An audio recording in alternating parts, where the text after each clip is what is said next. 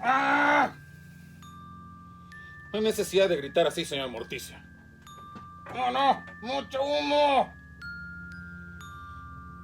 Es para animar a la gente a que se acerque a este tipo de relatos, dar un ambiente de misterio. ¿No le agrada a usted eso?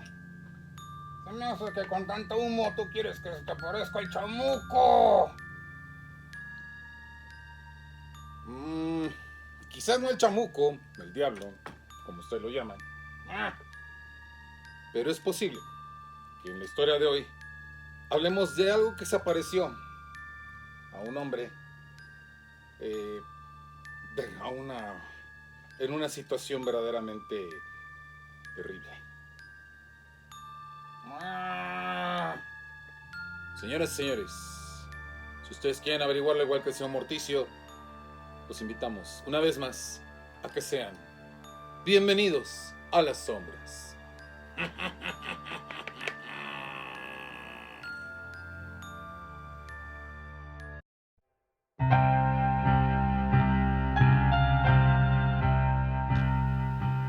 Por mucho tiempo se ha hablado de una costumbre que, dependiendo de su lugar de procedencia, algunos consideran una costumbre bárbara.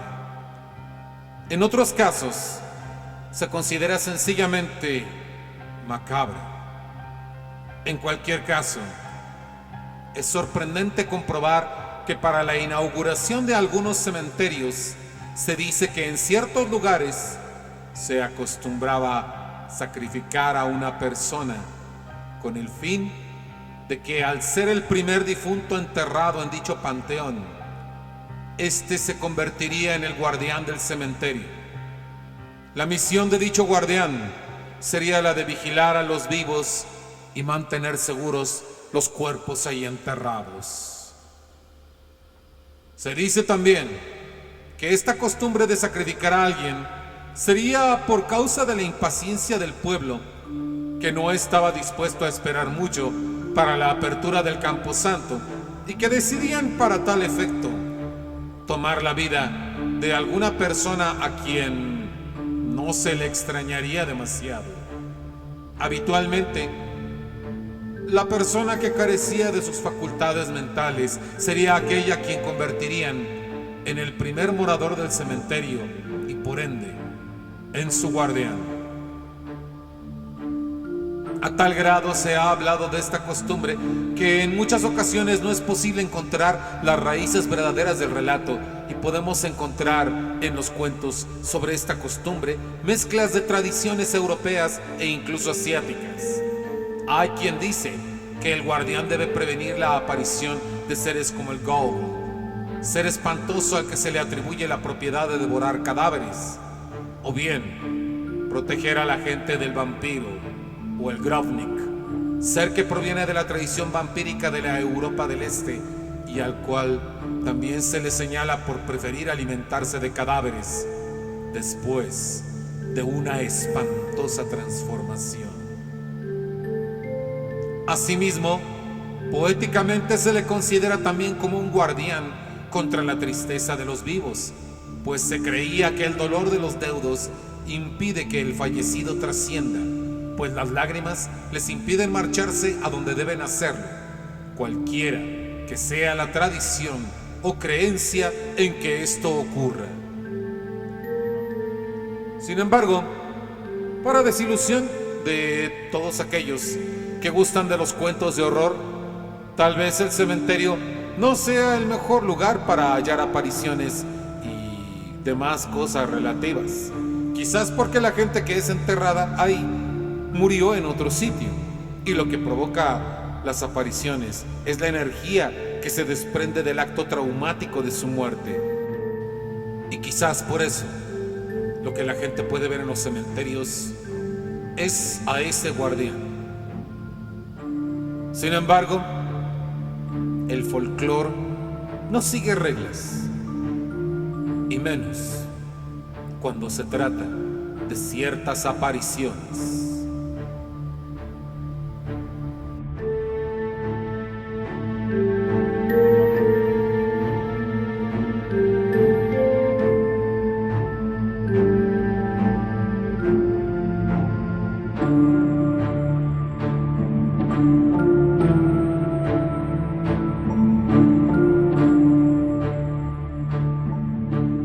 en el panteón de Acatlán, en Guerrero. No hay que olvidar que hay otro en Acatlán de Osorio, pero en el estado de Puebla, donde hubo trágicas muertes por causa de una epidemia de cólera hace muchos años. Dicho panteón, como todos los camposantos en la provincia, es uno de esos espacios luctuosos que le parece a los extranjeros que no corresponden a la imagen que ellos tienen de sus propios cementerios. El panteón mexicano en la provincia suele ser en muchos casos una explosión colorida y extraña, tomando en cuenta que se trata de un lugar de tristeza, desde las diferentes estructuras de las lápidas en ellos, en las cuales la combinación de estilos nos muestra desde quienes se sintieron motivados por darle un aspecto gótico, hasta quienes decidieron decorar el exterior con colores brillantes y llamativos, azul, amarillo e incluso rosa para algunos sepulcros. Hay quienes, llevados del sentimiento por la pérdida de un hijo, le tratan de dar a la decoración de las lápidas un aspecto infantil, o incluso llevan la imagen de aquel infante que se les adelantó en el camino al otro lado. Y, sin duda, también es de destacarse que la costumbre de visitar sus sepulcros corresponde no solo al momento de esa fiesta mexicana tan conocida en el extranjero que es el Día de Muertos, en el aniversario de nacimiento y a veces también en el de fallecimiento. No faltan las visitas con las que decoran con flores multicolores los sitios del descanso final de los restos de sus seres queridos. Todo ello contribuye a brindarle a estos especiales cementerios un tono muy característico y peculiar. Ello, sin embargo, no deja de hacer que este espacio siga siendo un lugar de respeto y devoción, puesto que la mayoría de los camposantos están, como en muchos lugares, administrados por la iglesia, y por ello el respeto y la solemnidad, pese a su colorido, le dan forma a este tipo de peculiares espacios.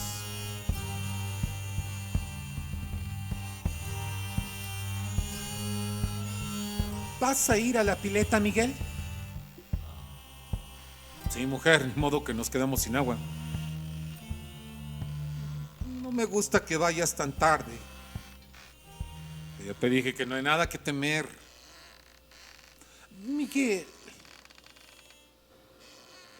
Miguel, con un cariñoso gesto, comenzó por tomarle de los hombros. Escucha, sabes que si voy por agua en las horas del día, no habrá manera de que recoja la que necesitamos. Va a haber una fila de gente y no va a haber manera de que consiga la que nos hace falta. Además, ¿ya se te olvidó? ¿Qué? La fiesta de mañana. Mañana es 1 de mayo. No. Bueno, eso no se me puede olvidar. Ahí está, mujer. Necesitamos el agua para poder preparar los alimentos de la fiesta. ¿Crees que nos va a alcanzar con el agua de siempre? Pues no, pero ¿lo ves? Es necesario que vaya ahora. me da mucho miedo. Desde lo de la señora del candil, yo no quiero... Mujer. Miguel la miró con cariño, pero también con un gesto elocuente de cierta impaciencia, pues ya sabía en parte lo que iba a decir. Pudo haber sido cualquier cosa. Entonces, ¿por qué tanta gente la ha visto?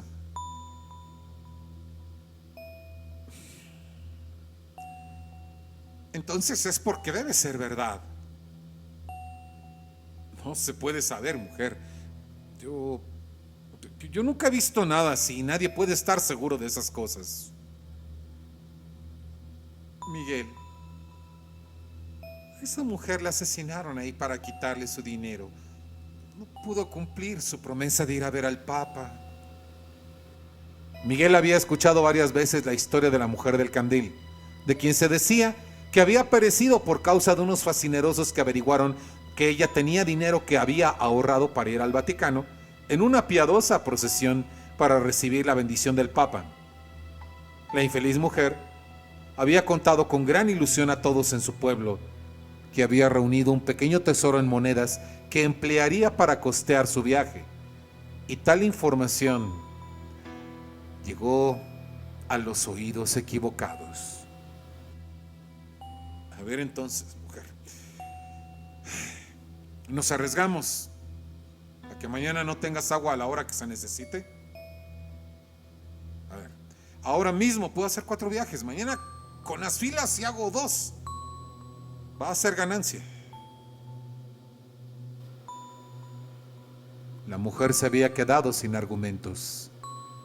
Tan solo besó cariñosamente a su marido en los labios. Cuídate.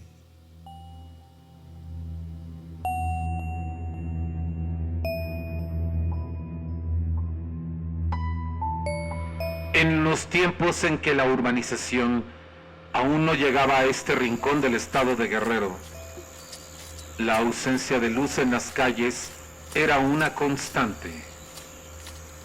Aunque iba por el centro del pueblo, el resto del camino a su casa era sombrío. Si bien por el clima natural de este lugar podían escucharse los insectos y eventualmente alguno que otro de los pájaros que solían volar por ahí, fuera de aquellos sonidos, nada más se escuchaba. Miguel ya se había acostumbrado a este sobrecogedor silencio. Después de todo, siempre iba a esa hora a recoger el agua del uso diario. A veces se encontraba a 2 o 3 personas, quienes al igual que él, pensaban que era mucho mejor acarrear agua a esas horas. Pero hoy, como si todo se prestara a hacer más fácil su tarea, no había nadie. En el último de los 4 viajes que le había prometido a su mujer que haría, halló a una señora, bien cubierta con su rebozo, a quien, como solía hacer él en el pueblo, le dedicó un saludo. Esperaba la respuesta habitual, pero la mujer no pareció haberse percatado de que le hablaban. Miguel se extrañó. Dedujo que ella tal vez no era del pueblo porque cuando se alejó, la señora tomó rumbo hacia la laguna en vez de internarse en las calles del poblado. Aprovechando la soledad, Miguel extrajo un cigarrillo de un paquete y lo encendió. Exhaló el humo con verdadera fruición después de llenar la primera cubeta que llevaría a casa y se sentó en el borde de la pileta.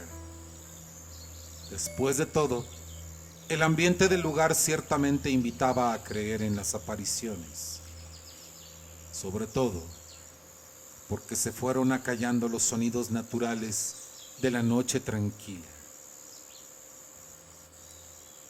Las nubes cegaron los ojos de la luna y la oscuridad se hizo aún más opresiva, envolviéndolo suavemente en su silencio.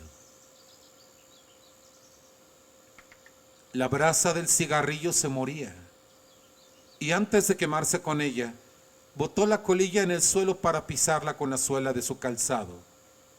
Comenzó a llenar la segunda cubeta. Por el sendero que baja de la lomita del panteón, Miguel vio una sombra que no identificó en primera instancia. Aguzó la mirada. Era imposible. Tenía que ser un error.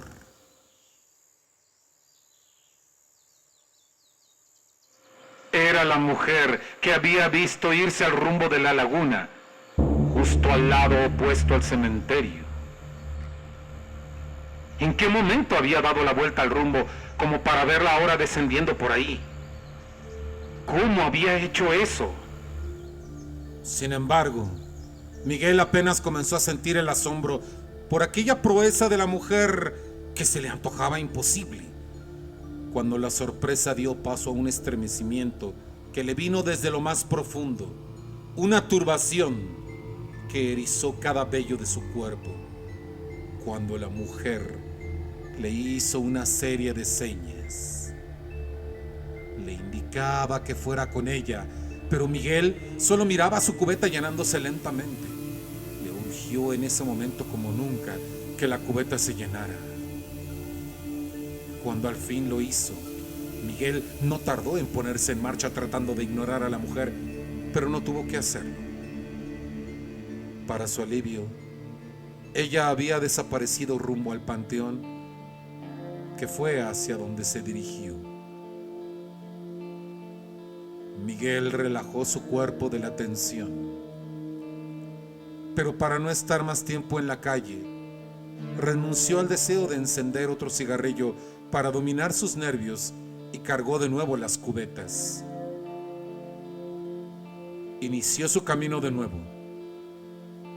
El peso de las cubetas de agua y el esfuerzo físico lo hacían resollar ostensiblemente. Avanzó algunos metros y llegó a la calle donde estaba su casa. Mas para su espanto, a lo lejos, a 3 calles, pero perfectamente visible bajo la luz mortecina de la luna, allí estaba la mujer con el rebozo negro. La imposible aparición que nuevamente despertó en él un miedo cerval que no se preocupó en ocultar. No era lógico, ni siquiera un poco creíble que la mujer se encontrara ahí. La distancia desde el panteón no podía recorrerse en tan poco tiempo como para que la mujer lo encontrara en ese lugar a metros de su casa.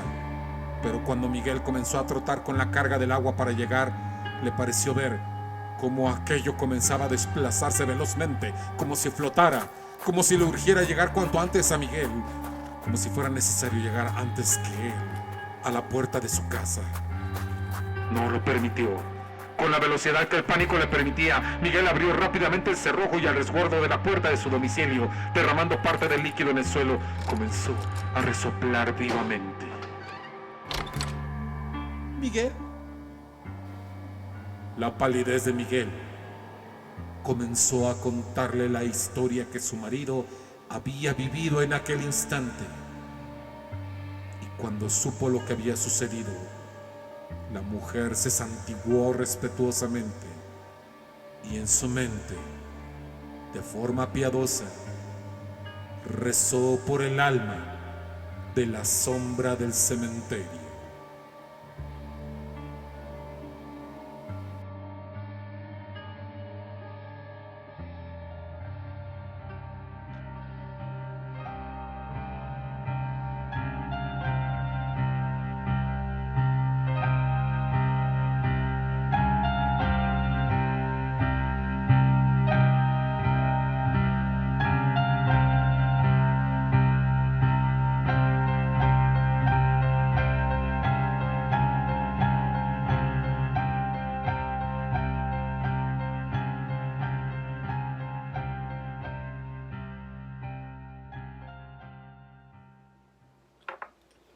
¿Y esa señora era la del candil?